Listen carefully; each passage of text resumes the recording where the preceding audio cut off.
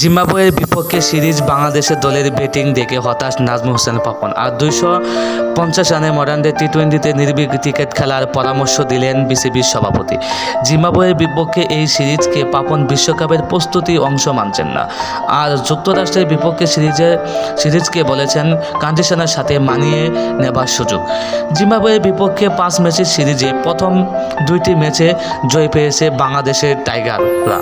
কিন্তু টাইগাররা জয় পেলেও দলের পারফরমেন্সে নাখোদ বিসিবির সভাপতি নাজমুল হোসেন পাপন। বিশেষ করে 139 রানে মামুলি টার্গেট করতে নেমে 111 বল খেলায় হতাশ নাজমুল হোসেন পাপন।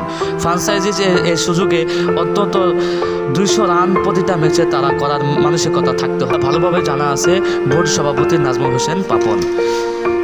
কয়েকদিন আগে সাকিব আল হাসানের এই অভিযোগের পর আবার প্রশ্ন ওঠে বিশ্বকাপ নিয়ে, বিসিবির পরিকল্পনা নিয়ে। তাহলে কোন পথে যাচ্ছে বাংলাদেশের বিশ্বকাপ প্রস্তুতি?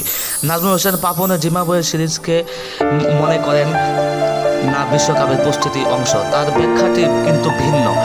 আর যুক্তরাষ্ট্রের বিপক্ষে বিশ্বকাপের আগ মুহূর্ত খেলায় সিরিজকে কন্ডিশনের সাথে মানিয়ে নেবার সুযোগ হিসাবে দেখছে বোর্ড।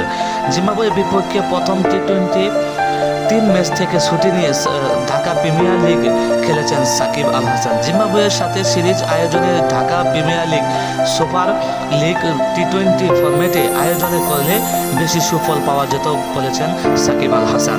তবে বিসিবির সভাপতি বলেছেন চাইলেই তো পরিবর্তন করা যায় না। টি-20তে সে সাথে সাকিব গণমাধ্যমের কর্মীদের সাথে মজা করেছেন বলে মনে করেন নাজমুল হোসেন